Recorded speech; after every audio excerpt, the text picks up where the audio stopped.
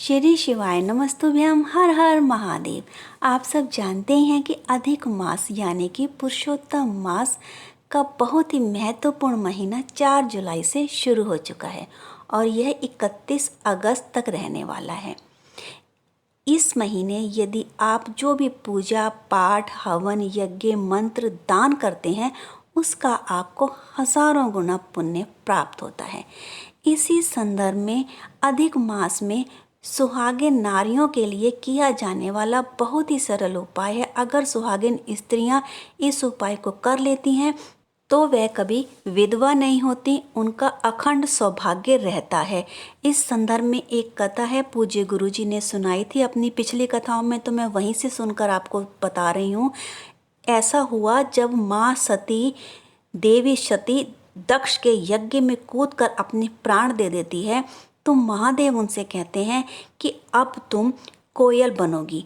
और तब माँ सती कहती है महादेव से कि मैं कोयल बनकर आपसे इतने समय तक दूर रहूंगी, आपसे वंचित रहूंगी, ये कैसे होगा महादेव, ये मैं नहीं सह सकती, मैं आपसे दूर नहीं रह सकती। तो महादेव कहते हैं कि देवी तुम्हें सजा तो भुगतनी ही पड़ेगी, तुमने एक यज्ञ का विध्वंस कर दिया है, जहाँ पूजा पाठ हो रही थी वहाँ पर जाकर तुमने ऐसा काम किया है, खलल डाला है, तो आपको सजा तो भुगतनी ही पड़ेगी। हाँ, जब तुम कोयल की योनि से छूटोगी तो पर्वतराज हिमालय के यहाँ पुत्री बनकर जन्म लोगी, तुम्हारा पार्वती नाम होगा, फिर तुमसे मेरा ब्याह होगा और तब तुम मेरी बनोगी। फिर माँ सती जो है कोयल बनी, चारों तरफ भ्रमण करती, आम के वृक्ष पर बैठती, लेकिन 24 घंटे हर पल हर क्षण शिव का नाम जपती, महादेव का स्मरण करती रहती।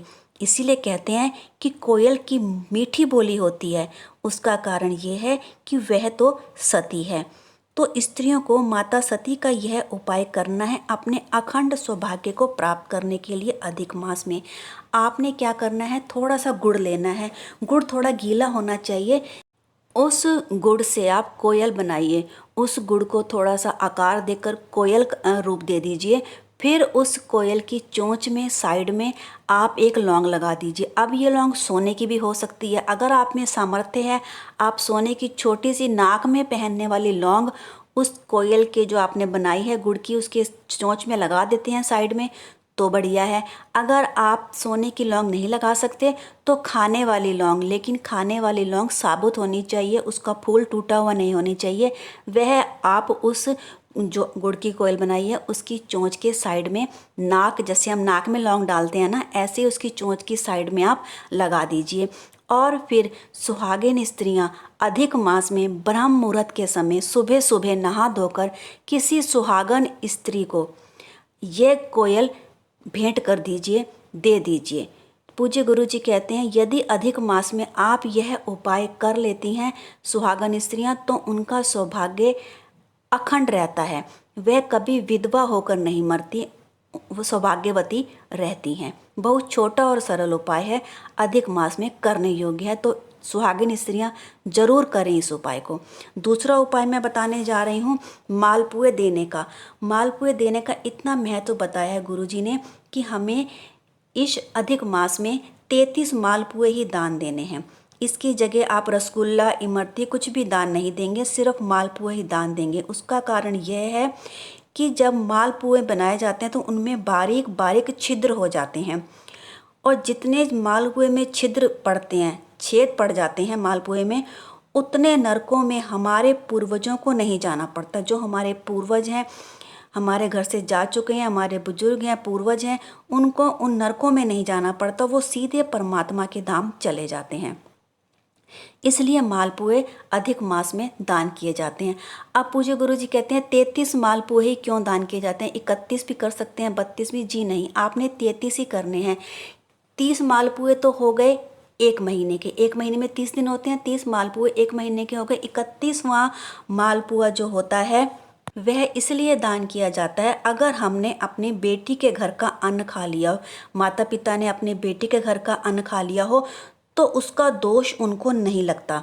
31वां मालपुआ इसलिए दान किया जाता है। 32वां मालपुआ इसलिए दान किया जाता है अगर हमने अपने गुरु और ब्राह्मण के घर का कुछ अन्न खा लिया हो तो उसका दोष हमें ना लगे।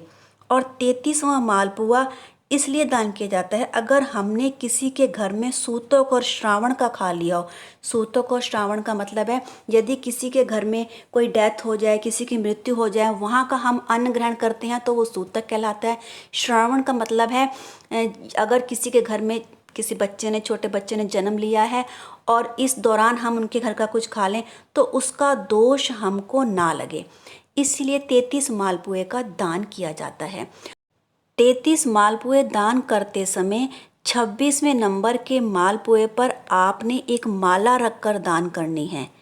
वह माला है वैजंती माला। ये वैजंती माला आपको पूजा की दुकान से आराम से मिल जाएगी।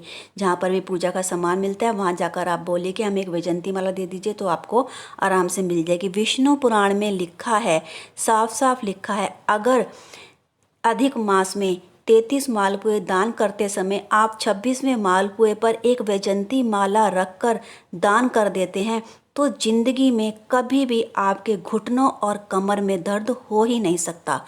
बहुत ही सरल और छोटा उपाय है। आप अधिक मास में इस उपाय को ज़रूर करिए।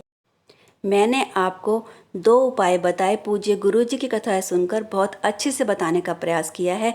वीडियो अच्छी लगी हो तो कृपया वीडियो को लाइक कीजिएगा, चैनल को सब्सक्राइब भी कीजिएगा। हर हर महादेव।